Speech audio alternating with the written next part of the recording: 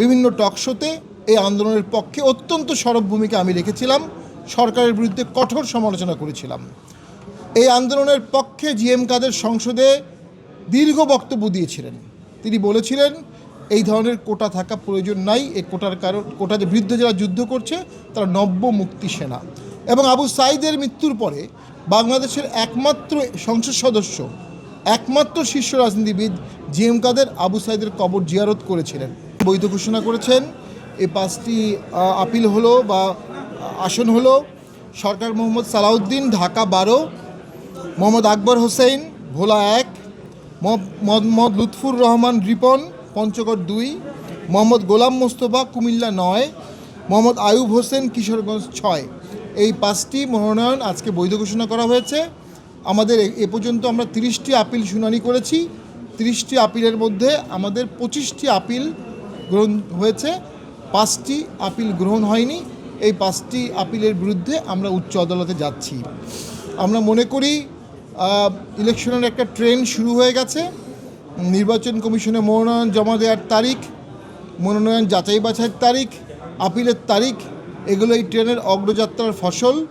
যদিও দেশের আইনশৃঙ্খলা পরিস্থিতি এখনও অত্যন্ত নাজুক, যদিও এখন আমরা মনে করি পুলিশ প্রশাসন রাজনৈতিক দলগুলো পরিপূর্ণভাবে এখনও ভোটের জন্য প্রস্তুত না। মানুষের মধ্যে আতঙ্কের ছাপ দেখা যাচ্ছে, মব এখনও দৃশ্যমান অ্যান্ড র্যামনেন্ট।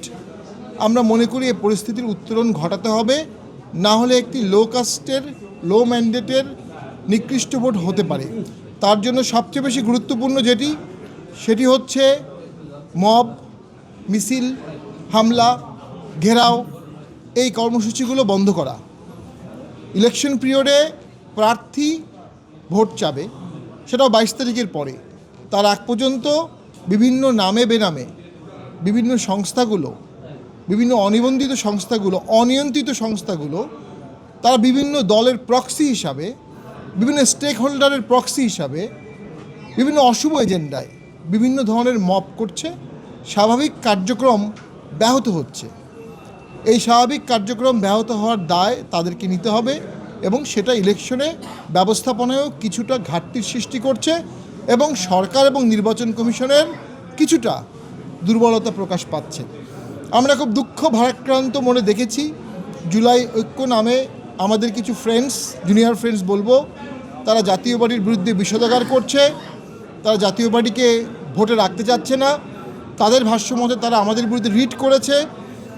আমি তাদেরকে মনে করিয়ে দিতে চাই, 16ই জুলাই থেকে শুরু করে 24 সালের 5ই আগস্ট পর্যন্ত এই সময়ে বিভিন্ন টকশোতে এই আন্দোলনের পক্ষে অত্যন্ত সরব ভূমিকা আমি রেখেছিলাম, সরকারের বিরুদ্ধে কঠোর সমালোচনা করেছিলাম। এই আন্দোলনের পক্ষে জিএম কাদের সংসদে দীর্ঘ বক্তব্য দিয়েছিলেন। তিনি বলেছিলেন এই ধরনের কোটা থাকা প্রয়োজন নাই, এই কোটার বিরুদ্ধে যারা যুদ্ধ করছে তারা নব্য মুক্তি সেনা। এবং আবু সাঈদের মৃত্যুর পরে বাংলাদেশের একমাত্র সংসদ সদস্য, একমাত্র শীর্ষ রাজনীতিবিদ জিএম কাদের আবু সাঈদের কবর জিয়ারত করেছিলেন। রংপুরে এই আন্দোলনে রংপুর জাতীয় পার্টি সম্পূর্ণরূপে অংশগ্রহণ করেছিল, মোহাম্মদপুরে করেছিল, সাভারে করেছিল। আমাদের তখনকার ছাত্র সমাজের সভাপতি আল মামুনের নেতৃত্বে ঢাকায় ছাত্র সমাজের বিশাল গ্রুপ এই আন্দোলনে অংশগ্রহণ করেছিল, আমাদেরই ইঙ্গিতে, আমাদেরই নির্দেশে। এবং সেটার অসংখ্য প্রমাণ আছে। আল মামুন এখন এনসিপিতে অংশগ্রহণ করেছে, সে এখন এনসিপির নেতা, কিন্তু তখন সে ছাত্র সমাজের সভাপতি ছিল। আমরা মনে করি সম্পূর্ণ হীন উদ্দেশ্যে আমাদেরকে রাজনৈতিক প্রক্রিয়া থেকে দূরে রাখার চেষ্টা করা হচ্ছে।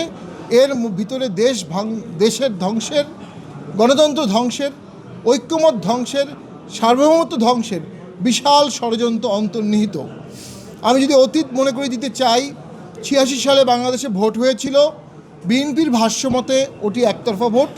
সেই ভোটে জামাত ইসলামী প্রথমবারের মতো অংশগ্রহণ করেছিল। আজকে জুলাই ঐক্য কি জামাতের নির্বাচনে অংশগ্রহণে বাধাগ্রস্ত করছে?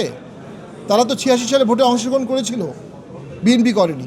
88 সালের ভোটে জামাত, বিএনপি, আওয়ামী লীগ কেউ অংশগ্রহণ করেনি, আসমরব অংশগ্রহণ করেছিলেন 88 সালের ভোটে। তাহলে আজকে কি আসমরবের নির্বাচনে অংশগ্রহণ আপনি বাধাগ্রস্ত করবেন? 15ই ফেব্রুয়ারির একতরফা ভোট বিএনপি আয়োজন করেছিল, কেউ অংশগ্রহণ করেনি।